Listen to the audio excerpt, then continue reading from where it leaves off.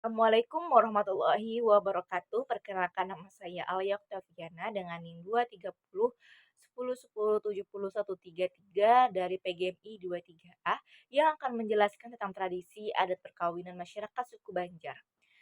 Perkawinan bagi masyarakat suku Banjar tidak hanya bermakna penyatuan dua insan dalam ikatan lahir dan batin, tetapi juga merupakan simbol kehormatan, kesucian, dan penyambung silaturahmi antar keluarga besar.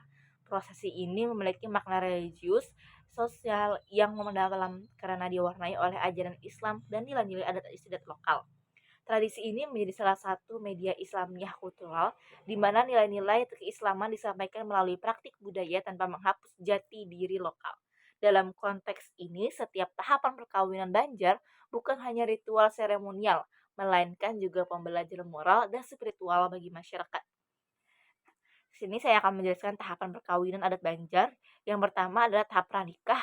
Yang pertama basa suluh atau basa lusuh. Tahapan awal ketika keluarga calon mempelai pria menyelidiki asal-usul, kepribadian, dan latar belakang calon mempelai wanita. Tujuannya apa? Untuk memastikan kesesuaian dan kehormatan antara dua pihak. Tahapan yang kedua yaitu babilangan, yaitu proses menghitung kecocokan antara calon pasangan sekaligus menentukan hari baik untuk melangsungkan pernikahan. Biasanya dilakukan oleh tatuha kampung atau tokoh adat atau orang berilmu. Yang ketiga, badatang atau melamar. Kedatangan resmi pihak laki-laki ke rumah calon mempelai wanita untuk menyampaikan niat melamar. Tahapan ini dilakukan dengan penuh kesopanan dan disertai pembicaraan simbolik yang disebut bapara atau bapak payuan. Yang keempat adalah bapak bapayuan atau bapak jujuran. Nah, tahap ini yaitu tahap negosiasi antara dua keluarga mengenai besarnya jujuran atau uang adat dan mahar. Proses ini melatih sikap musyawarah dan saling menghormati kemampuan ekonomi masing-masing pihak. Kemudian ada bahantaran dan maater patalian. Proses pengantaran seserahan dan cincin pertunangan sebagai tanda pengikat.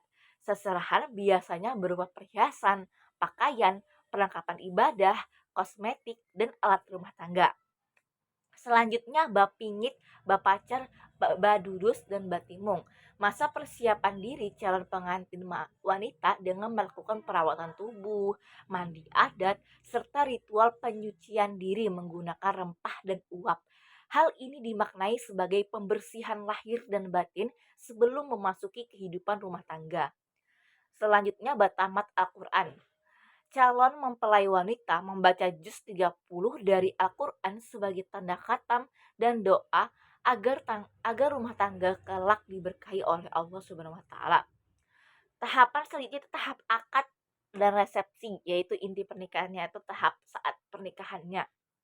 Yang pertama akad nikah atau disebut dengan ijab kabul. Makna dan prosesnya itu akad nikah dilaksanakan sesuai hukum Islam dengan disaksikan oleh dua saksi, wali dan penghulu. Prosesi ini merupakan momen sakral yang menandai sahnya hubungan kedua mempelai di hadapan Allah dan masyarakat. Biasanya akad dilakukan di rumah mempelai wanita atau di masjid, dipilih berdasarkan kesepakatan keluarga. Dalam masyarakat Banjar, akad nikah umumnya dilakukan dengan perhitungan hari baik dari babilangan tadi sesuai kalender Hijriyah.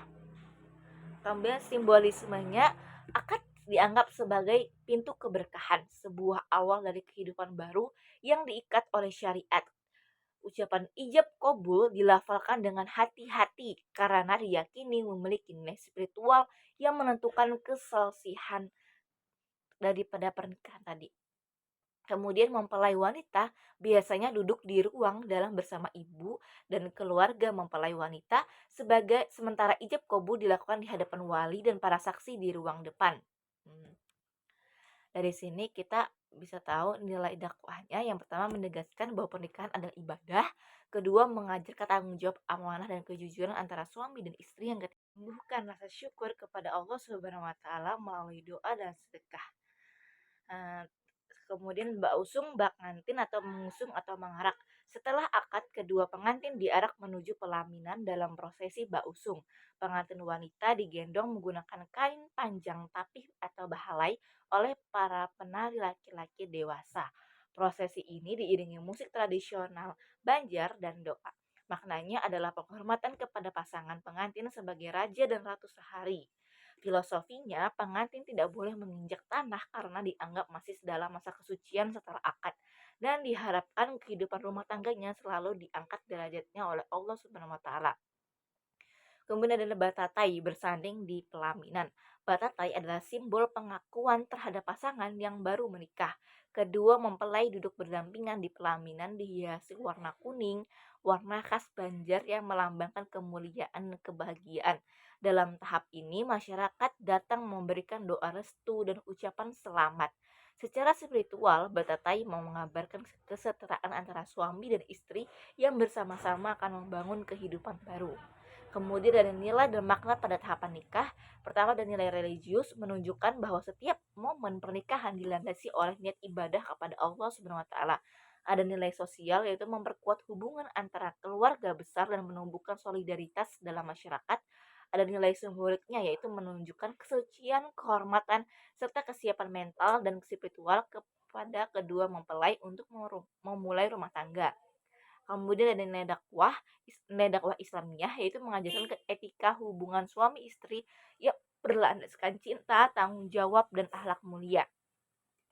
Yang terakhir ada tahap pasca nikah. Yang pertama adalah sujud atau bailangan. Setelah upacara bersanding dilakukan kunjungan antara kedua keluarga tersebut yang disebut bailangan. Pengantin wanita memperkenalkan diri kepada keluarga pihak laki-laki, begitu pula sebaliknya. Tahapan ini bermakna mempererat silaturahmi dan menumbuhkan rasa saling menghargai antara kedua keluarga anggota besar. Yang kedua ada makna filosofis dan nilai dakwah Islamiyah. Tradisi perkawinan Banjar mengandung nilai-nilai universal, yaitu yang sejalan dengan ajaran Islam. Ada nilai akidahnya, yaitu menanamkan keyakinan bahwa pernikahan adalah perintah Allah dan sunnah Rasul. Yang kedua ada nilai ibadahnya, setiap ritual merupakan bentuk pengabdian kepada Allah seperti doa, sedekah, dan khataman Al-Quran tadi. Yang ketiga nilai akhlak, mengajarkan adab, kesopanan, dan rasa hormat kepada pihak keluarga. Yang keempat, nilai sosial yaitu memperkuat jaringan sosial dan budaya gotong royong dalam masyarakat. Melalui tradisi ini, dakwah Islamnya tidak disampaikan dengan ceramah, tetapi melalui keteladanan budaya yang menyentuh aspek kehidupan nyata masyarakat. Jadi kesimpulannya, tradisi perkawinan adat Banjar merupakan perpaduan yang harmonis antara adat istiadat lokal dan syariat Islam. Setiap tahapan mulai dari basuh suluh hingga banyakan mengandung nilai moral, spiritual, dan sosial yang tinggi. Dalam perspektif dakwah, tradisi ini menjadi media pendidikan karakter dan penyebaran nilai Islam secara kontekstual. Sedangkan dalam perspektif budaya, ia menjadi cerminan jati diri masyarakat Banjar yang religius, sopan, dan menjunjung tinggi kehormatan keluarga. Pelestarian tradisi ini penting agar generasi muda tidak hanya memahami ritualnya, tetapi juga mampu menghayati makna filosofis di balik setiap prosesi, sehingga kearifan lokal tetap hidup berdampingan dengan nilai-nilai Islam yang universal. Nah, dari penjelasan tadi, Islam dan masyarakat Banjar bersifat akomodatif, artinya ajaran Islam menerima dan mengakomodasi unsur budaya lokal selama tidak bertentangan dengan akidah dan syariah. Banyak tradisi dalam perkawinan Banjar seperti basusul, bapuyuan, bapingit, bertamat Al-Quran, dan akad nikah dijalankan dengan nilai-nilai Islam seperti niat ibadah, kesopanan, dan doa bersama. Unsur-unsur adat seperti bak pacar, memakai inai, atau bausung pengantin tetap dipertahankan, tetapi dimaknai secara simbolik dan etis, bukan mistik.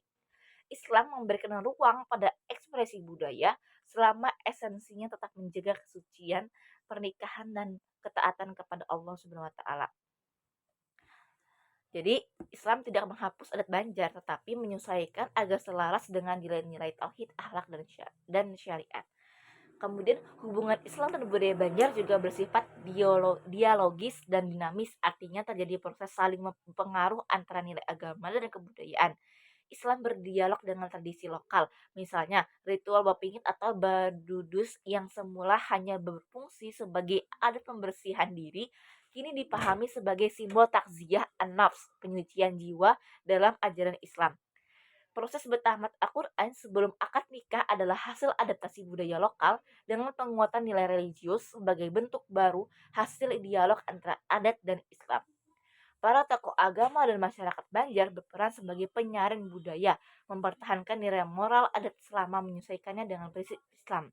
Jadi kesimpulannya, Islam tidak hanya menyesuaikan diri dengan budaya Banjar, tetapi juga mengislamkan budaya melalui reinterpretasi makna dan simbol adat sehingga menjadi lebih bernilai religius.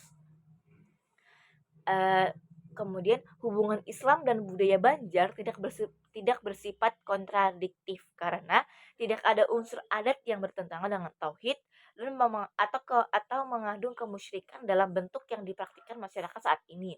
Unsur adat yang berpotensi bertentangan telah ditinggalkan atau disesuaikan dengan nilai Islam. Contohnya, praktik lama yang berbau mistik seperti sesaji itu sudah diganti dengan doa dan pembacaan Al-Quran. Jadinya hubungan Islam dan budaya dalam tradisi perkawinan Banjar adalah akomodatif dan dialogis. Islam berperan sebagai penuntun dan penyaring budaya, bukan penolak atau penghancur. Sementara budaya Banjar menjadi wadah ekspresi nilai-nilai Islam dalam bentuk kontekstual dan mudah diterima masyarakat.